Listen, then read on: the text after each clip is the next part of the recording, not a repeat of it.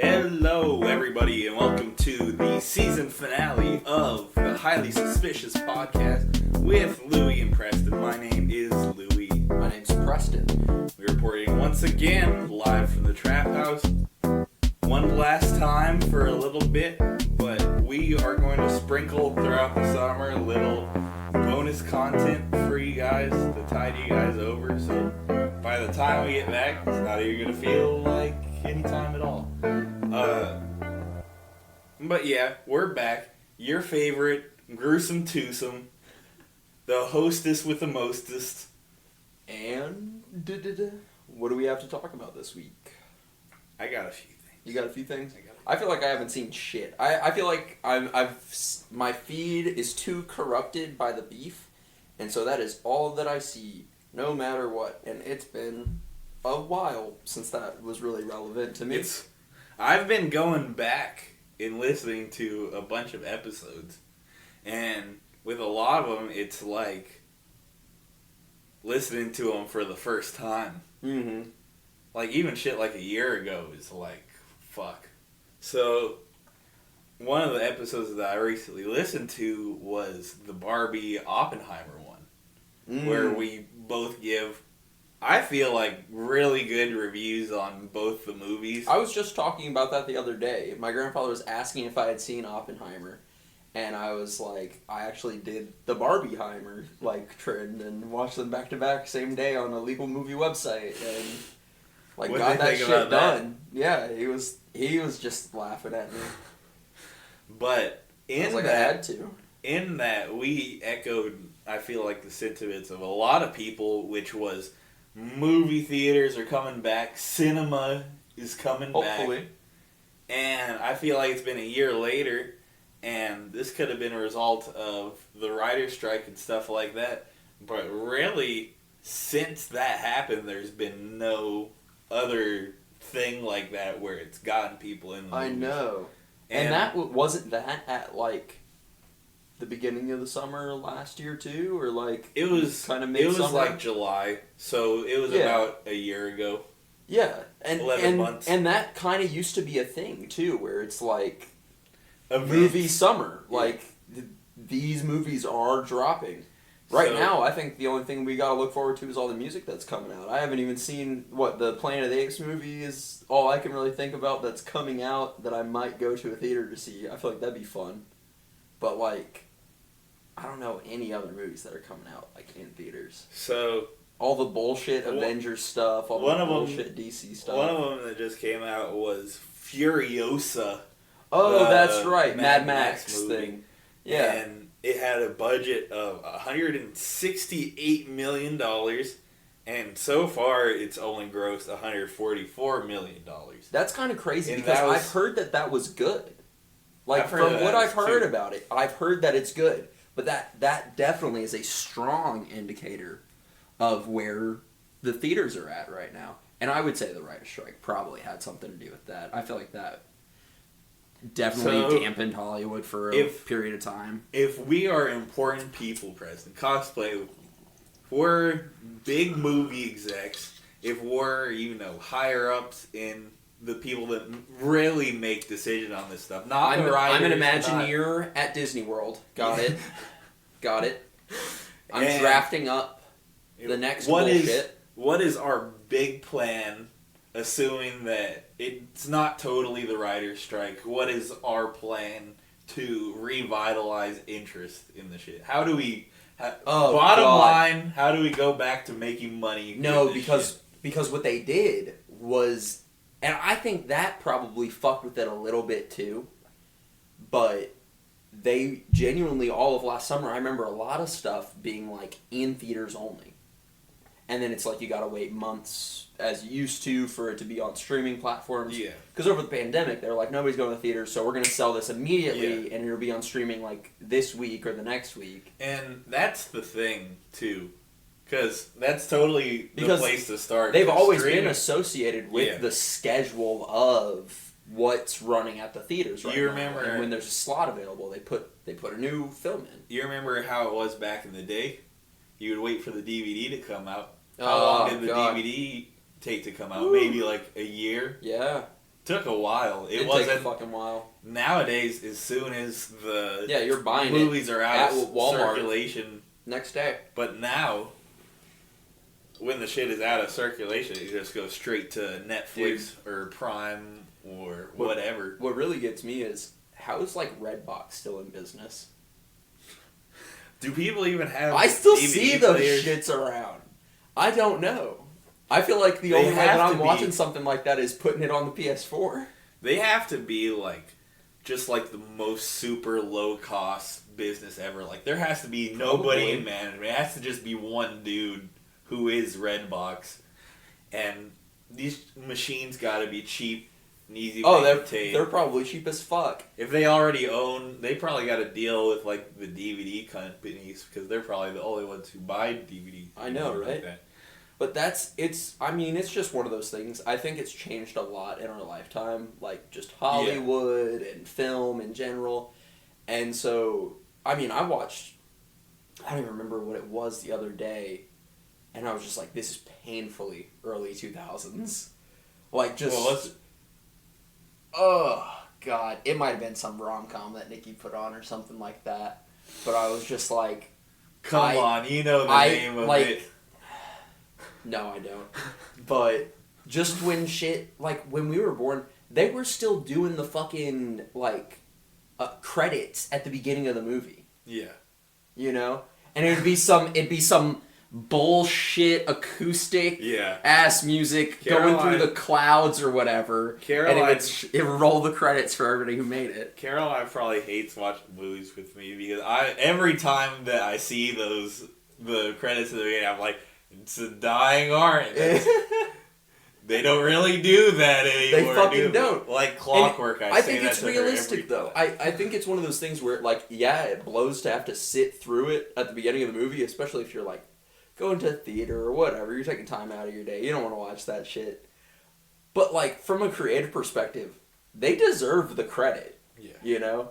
And if it's at the beginning of the movie, people aren't walking out of it. Yeah. Like they do the credits at the end of the shit now. The only way they get people to stick around is an end credit scene. I think that was a good way to make people okay, here's how you're going to watch this shit. Yeah. Which I appreciate. But everybody can't do that, and I kind of get that. But, so, I'm going to say that the streaming thing is a little bit of a cop-out for why these movies are doing bad. Because I think that you can still have, a hit movie on Netflix or on Prime. And that brings tangible value to those companies. Box office, return is kind of... I think Hollywood's one of those sort of antiquated things. Yeah, first week album sales. I would still use that as a exactly. As this kind of exactly. And it's... I don't think that's a realistic approach. And I don't think it has been for a long time because that's how you have, cult classics that just didn't get a big box office return. Mm-hmm. There might have been other shit going on.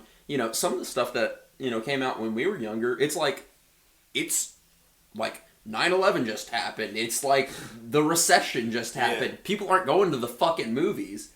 But that doesn't... Just because stuff wasn't getting that sort of return because people weren't going to theaters and we didn't have streaming, didn't mean that, I guess this movie didn't do well because people didn't like it. There are so many movies where it's, was not received well, is what they say, quotes, but really it's people probably liked it. People just probably didn't end up going to theaters for it because shit's expensive. You always hear the stories wasn't it Home Alone that didn't do very well? Right, there's always huge movies. And then it was being shown on TV and people were going crazy about it. I'm pretty sure that was. There's huge movies just like that don't have a huge return initially and then it's a classic. Everybody would agree. That's a certified classic. Here's the problem to me though. Because, I definitely agree with everything you were saying there. But as a finance guy, looking at this and seeing that you're putting $168 million into making a movie, why do you expect that to make a huge return? It's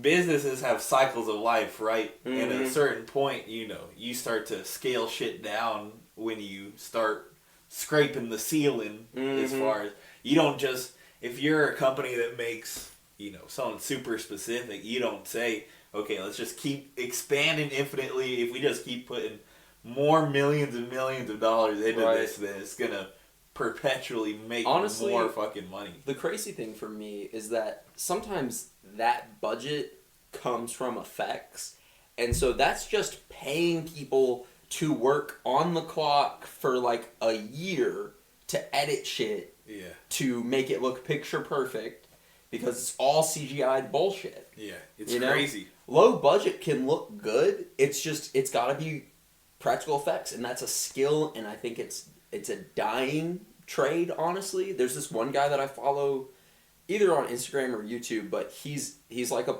props director, like that's his job. He's in charge of practical effects, and there's so many easy ways to make stuff that looks amazing.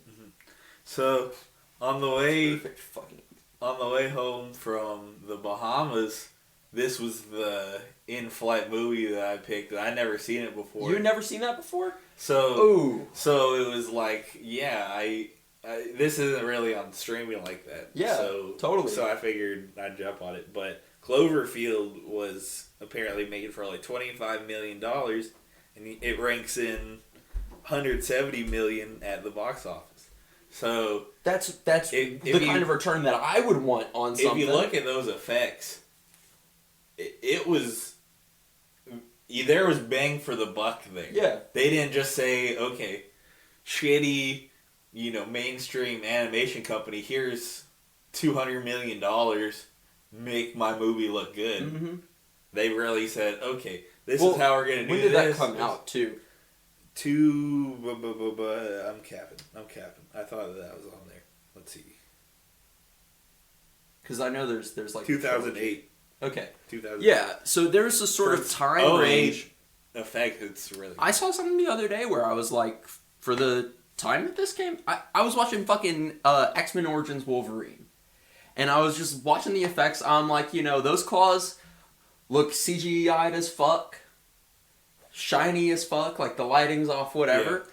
But then there were other scenes where, like, you have William's suspension of disbelief, for sure, and you don't really care, and the explosions look great, and the fight is, well choreographed, and so, the fact that he's just got, like, these giant things that are waving around with his hands that look a little iffy. I loved all I don't give a fuck at a certain point. It's just the first scene where they, like, show him and he's, like, scraping them together. I'm like, ooh, that's very bad, like, old CGI. But then it's like, if you know how to, like, direct well and how to do the scenes well, you don't notice it as much. I think it goes, and that's a bang for your buck thing, too. I think it goes back to, like, what we talk about in music all the time. Like, when you care, it really shows. Yeah. I feel like what we're talking about and, how budgets have gotten so fucking big shows how corporate the shit's gotten after all. It's like the same as video game companies where I've seen a lot of stuff. Fallout's hot right now. Everybody's talking about Fallout, and people are revisiting Fallout 4. People are getting onto Fallout 76, which sucks. It's the worst version. And people are, like, debating, is Fallout New Vegas really the best of, like, those three? Nobody's really played... Like, Fallout 3's good from what I've heard. It's just kind of older consoles. Right. You're not really going to access it. Yeah. Sure. And 1 and 2 are totally different types of games. Okay. They're RPGs. Lock in. But what was your point to... The difference there is they had like 18 months to make New Vegas. Like, there's so much cut content from New Vegas. How long does it take them to make movies? Right. Well, so that's not what I'm getting into. I'm just saying, like, production cost versus returns or, like, quality. And so the reason that I think Fallout New Vegas is the best one is that, like, the storytelling's there and you can tell that they care. Like you were saying. But they got it fucking done in 18 months and they had to chop a bunch of content to get it out by that release date. Right. But then there's new games now that the Bethesda's making. We've been waiting since like 2012 for the next Elder Scrolls game. Yeah. Fallout 4 came out pretty damn long time ago too. And 76 was sort of just to hold you over. They did the same with Elder Scrolls Online, where it's like easier to produce because you don't need to make like NPCs and shit like that, and it's all just full of online shit. Yeah. And so it's like the quality matters so much more than like Output. that time frame or the output. Because for me, that's what makes like Skyrim and stuff like that a classic, is where I'm just like, this is what I expect, and then now we're at a point where it's taking forever. Or like I'm replaying the Batman games right now, and it's been years since Arkham Knight came out. That was the last in their trilogy. Or maybe they had Origins after that. No. But they just recently announced that they're making a VR Batman game in that same universe. Shit. And the Suicide Killed the Justice League game that came out is also an online game. And that totally fucked with the canon of Arkham, like the Arkhamverse.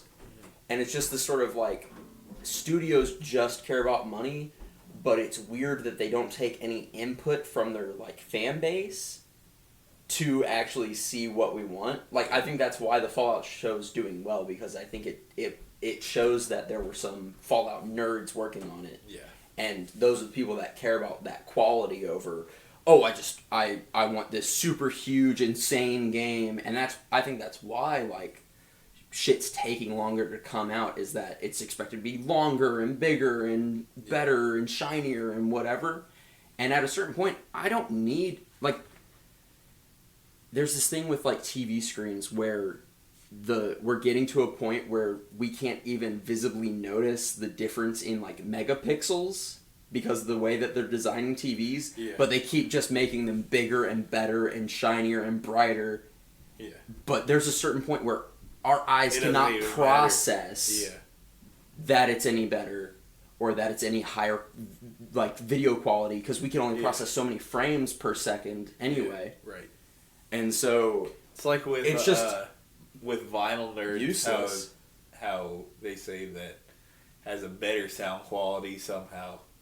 I think it's just the same shit. I think it depends on your rig. I think if you got like good but speakers, isn't that the same thing where you're paying for shit that might not even be? You can't even necessarily tell the difference. Yeah, true. It is the same type of thing where there's always going to be purists with shit. Yeah, and there's purists when it comes to like the film industry. Yeah, which that's fine. There are some people that you're just not going to be able to appeal to no matter what. Yeah, and that's fine.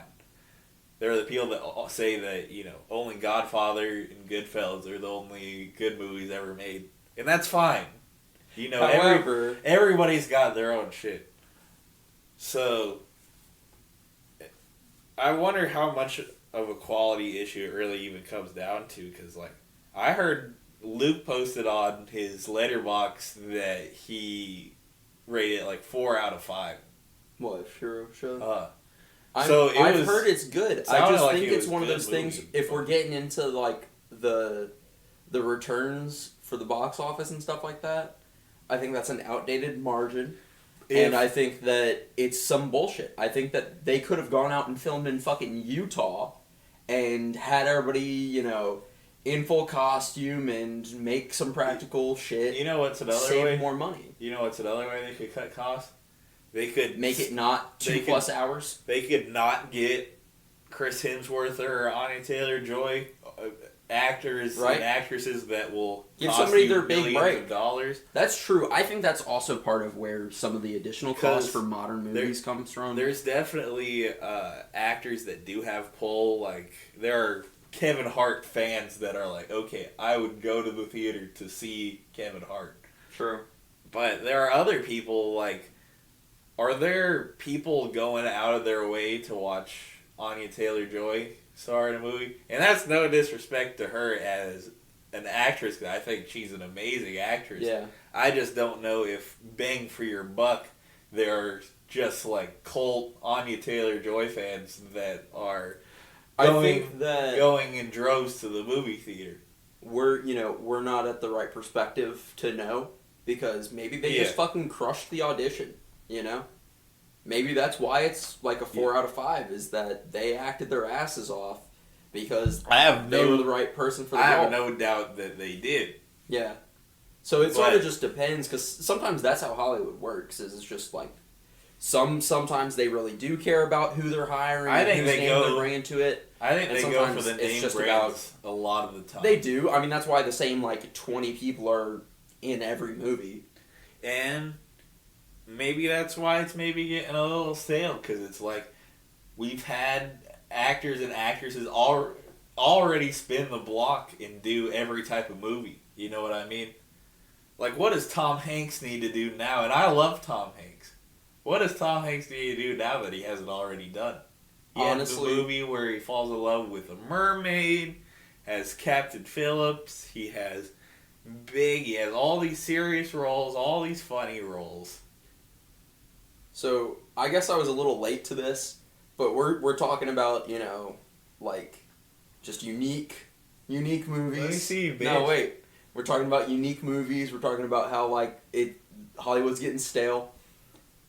Not, an unheard of actor, but what do you know that Shia LaBeouf's been in the most recently? Not a whole lot. Transformers, I guess. Right. So this came out in 2019, but it's called Peanut Butter Falcon. I've heard of that. Yeah, I never watched it, though. I had not seen it. We were at my grandparents' the other night, and they have Netflix, so we were able to watch it. And it is honestly such a good movie. For me, it's in the pocket because we're at an hour 37-minute runtime. That's how long movies should be in my book.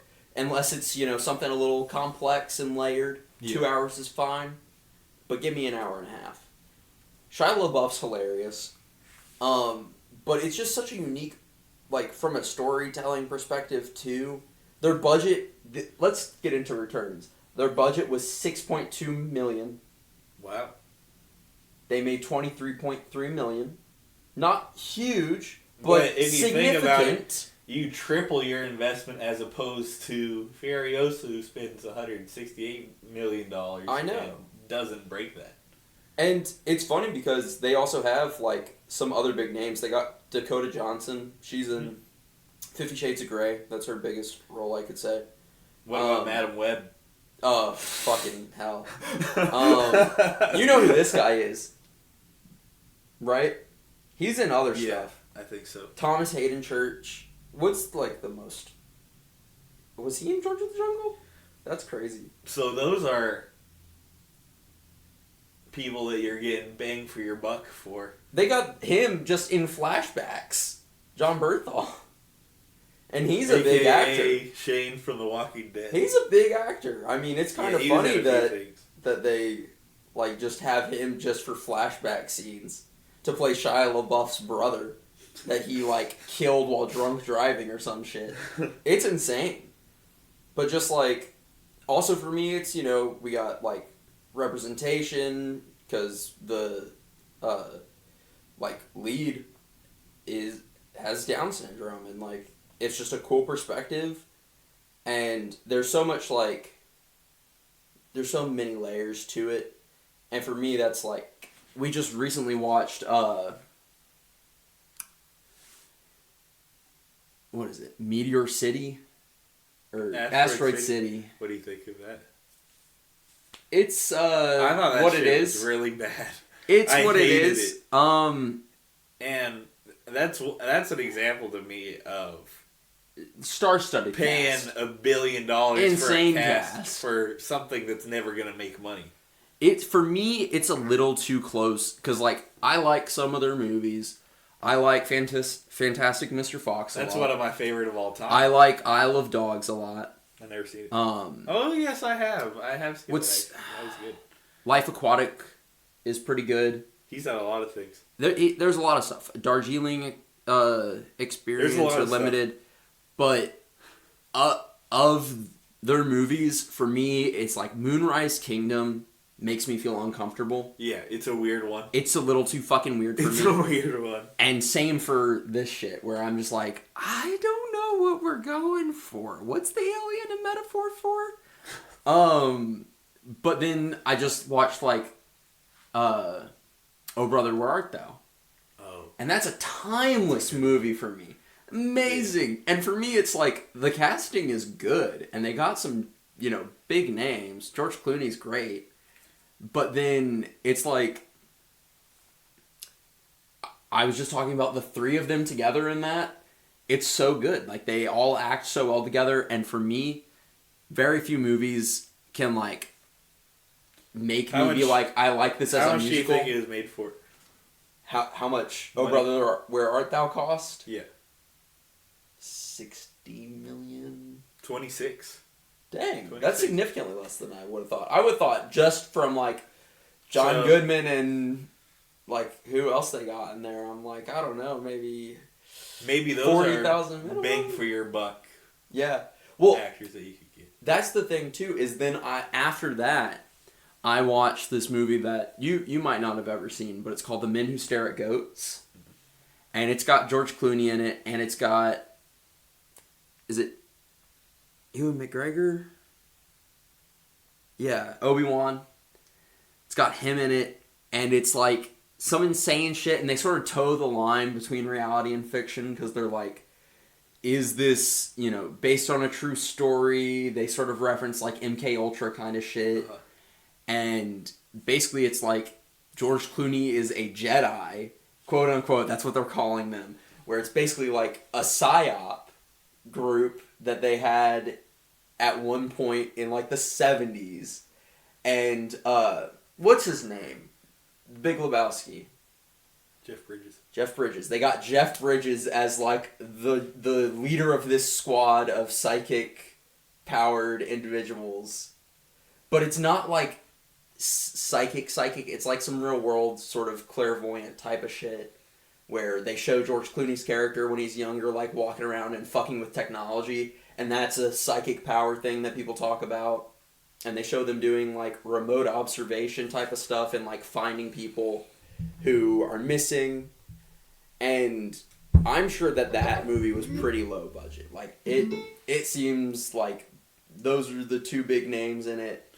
But the quality for me, it's like, it's funny, it's interesting, and I for me it's hard to like flashbacks, but the way that they sort of integrate it in, it kind of works. You can do it well, for sure. I do think that sometimes... Well, so, I think it works because... A cop-out a little bit. Ewan McGregor is, like, the narrator, and he's a journalist, and so he's talking about this story that he's writing, and he's like, here's how it actually started. You would have thought it started here, but no, from a narrator perspective, from a journalist perspective, I know that this is when these chain of events were set into motion, and providing backstory for characters from that sort of narrated perspective was really interesting.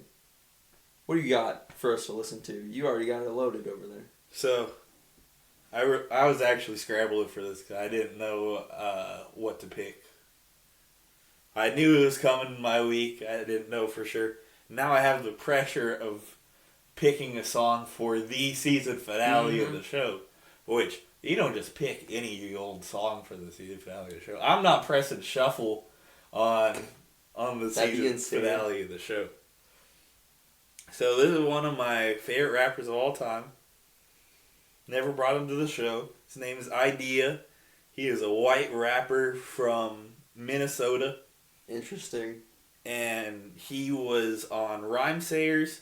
So that's a label with people like Aesop Rock and Atmosphere and Brother Ali, and it's a legendary underground label. Yeah. And he was great. So I'm going to play this song off of, it's the last song on the last album he was alive to put out, and it is called By the Throat.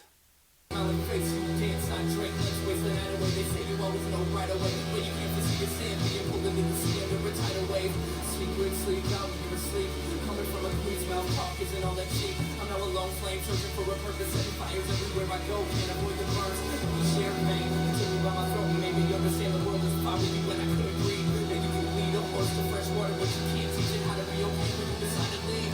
I'm lost. There's no one to protect. I got so used to being sheltered. So that was By the Throat by Idea and Abilities off of the last album that he ever came out with. Does always give you goosebumps hearing a song like that on the last song of the last album, and for you to crazy. Die shortly after that. And, it is a very emotional breakup song. That's how the lyrics read for the most part.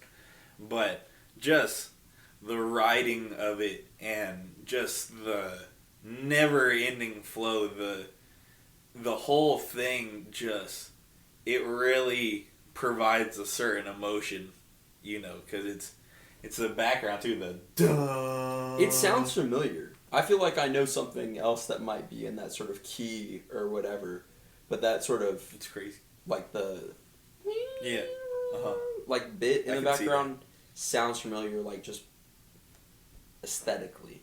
Familiar in a good way. Yeah. So some of the lyrics on here, this is labeled as the chorus, but I don't know how it's a chorus if it's just in the middle of the song and there's only one of them.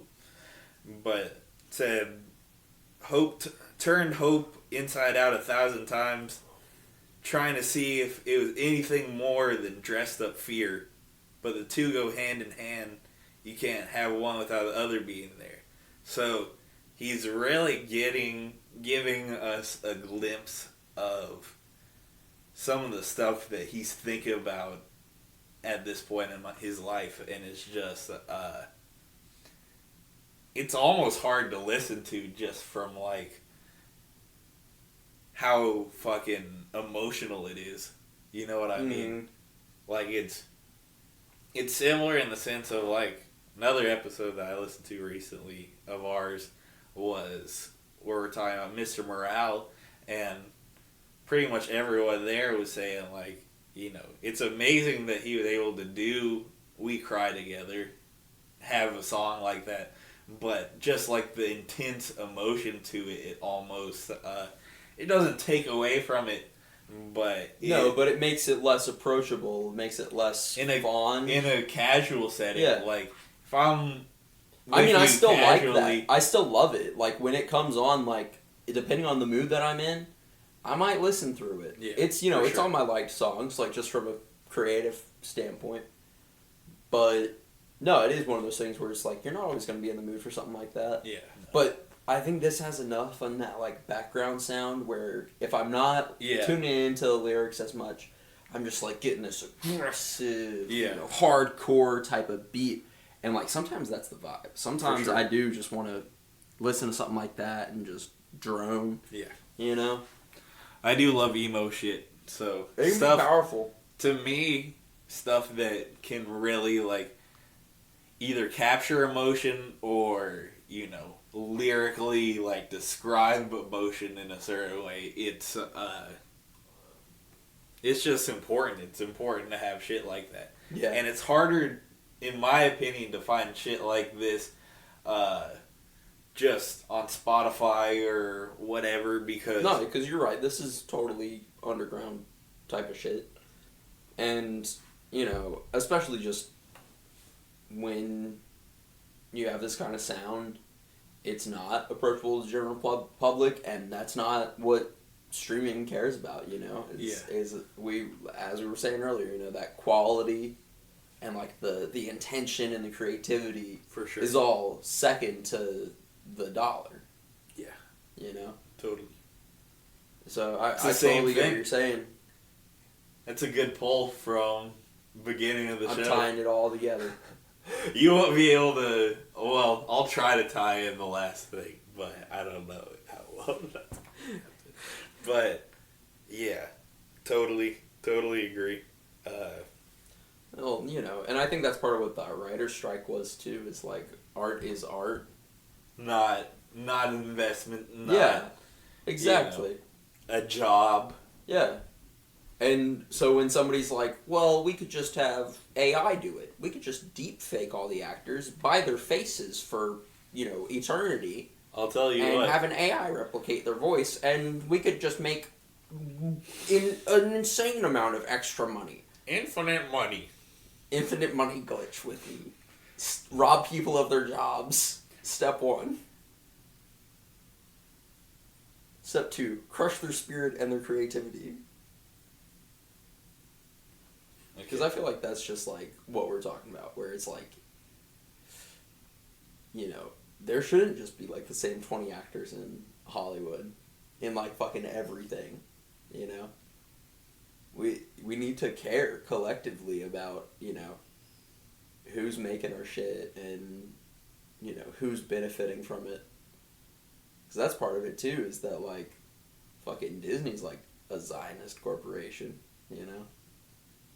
And like musically, like there's all these subtle messages, and I think it's funny because there are people that just hate on Taylor Swift for like not liking her music, and I'm just like, I don't like that she flies a private jet around every 5 seconds. Okay, so I had to find this clip elsewhere because the original source has been deleted. Well, you. I wonder why. I wonder why they deleted it. I wonder if there's some people questioning this story. But the post it was an interview clip with this guy, Glenn Powell, who was in this really good rom-com that came out recently called Anyone But You. I think I've seen that around. But that was a really good flick, and the tweet was like, the way my jaw dropped.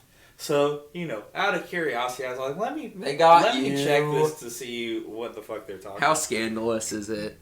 How scandalous could it be? What do you think that is? Just based off of that and nothing else, what category of shit do you think that this is? It wasn't very PC. That's what I assumed. I was like, oh shit. I was like, did he drop like the R word? Did he say some shit about women? Did he pull a Jerry Seinfeld? Did he say, I miss when men were real men? That's exactly what I thought about too. So, hit the nail on the head. So, just not even really expecting anything. I clicked on it. But I'm going to play the whole thing. It's like a 44-second reel. Perfect. It was a little longer of a version. Send it to me and I can try to... Okay. Guy's super charming and they have a great night and on a date with this guy. So, he's talking about his sister's friend. Okay. Told them this story from her account. So, this is a story about Glenn Powell's sister's friend. Okay. Right. Let's got that out of it. The guy's super charming and they have a great night and, you know, she goes back to his apartment that night and he's like, hey, can I give you a massage? To his apartment, she just started getting like weird vibes. She's like, something feels off. And he's like, can I give you a massage? She's like, sure. So she starts massaging her shoulders. She's kind of just feeling like, everything's just feeling odd. And she's like, I gotta get out of here. And it gets a little weird, leaves. She goes, her skin starts itching like crazy the next day. She goes to the doctor the next day, and he does a test on her skin, and it turns out that it's like a black market lotion that breaks down skin for human consumption. This man was rubbing lotion on her body to eat her. So the doctor's like, you got to give me this person's address, and you should call the police. They go to this guy's house, and he had several girls' bodies in the house. Basically, she goes on a date with this guy. So, I was in the airport when I was watching that, and I was just like, it literally changed my whole fucking mood, because I was like, wow, whole new irrational fear unlocked of lotion. They really pulled out the meat tenderizer for this massage. Yeah. Why you got the salt and pepper out for a massage? Oh my god. I mean, that's some crazy... I totally get what you're saying about that, like, changing your perspective. I mean, I imagine if I was at the airport and I watched something like that, I was like... I'd be like, you never fucking know. You know? Yeah. Because that's what they started with is, oh yeah, the guy was like charming and chill and whatever, and then the vibe changed, and it's just like, I don't know, people could just be out there. Because the way doing that kind of shit. Because the way that story was going, I felt like, it might have been like a rape story or something like that. Right. I almost closed out of it because it's like, I don't want to fucking hear this, stuff about that because, like, it's horrible. It's just, and it's like an not epidemic. Pleasant to listen to, and I'm glad I didn't because, like, that's the real shit. Is like we think all people do is kill and rape and stuff, but really there's some weird there's even crazier shit that they could be doing. There's some shit out there that we don't even know about. Oh my god, I saw what's his name, Infowars. I saw a clip of him earlier today. Alex Jones? Yeah, where they've like they have basically changed what was on his like captions like as he was just ranting, and they made it into a folk song, and so there's just a lot of like brother in there, but he's just saying some insane shit like when it's changed from just aggressive yelling and he sounds like this and whatever to like you can actually articulately hear what the fuck he's saying. Was that the same people that did that other post that you posted, the Charles Barkley one? No. I love that video. That's so good. I mean, he's just... Follow the Highly Suspicious podcast on Instagram because you will get quality meme content. That's all I can do. That's the only social media skill that I have. I've been doing that since day one of Instagram. Hey! I remember when my Instagram was just memes. There are corporate Instagrams that wish that they could meme. That's true. So, but it was a video of Charles Barkley saying... He said, if you are homosexual or and transgender, I love you. I love you. And he's very clearly kind of drunk. Yeah. That's the best part of it, is that he's kind of just like slowly saying all this. He's like, if you're gay or transgender, and I love you. And there's someone... Barney sounding ass. Someone doing an edit of it, of playing the guitar with it and making it sound like it's like a song. Yeah. And then he says, and if you hate on transgender people and homosexual people, then fuck you. Yeah. Yeah. He's like, if somebody says something about it to you, Charles says, fuck you. Should the question be, why is Charles Barkley giving a speech on at Pride? A Pride event? I mean, I think that's cool because that's like, sick. Maybe he was just in the area. And they were like, speech. No. But maybe it's, it's like he was at a bar or a restaurant near this Pride event. He's drinking. They're kind of walking around.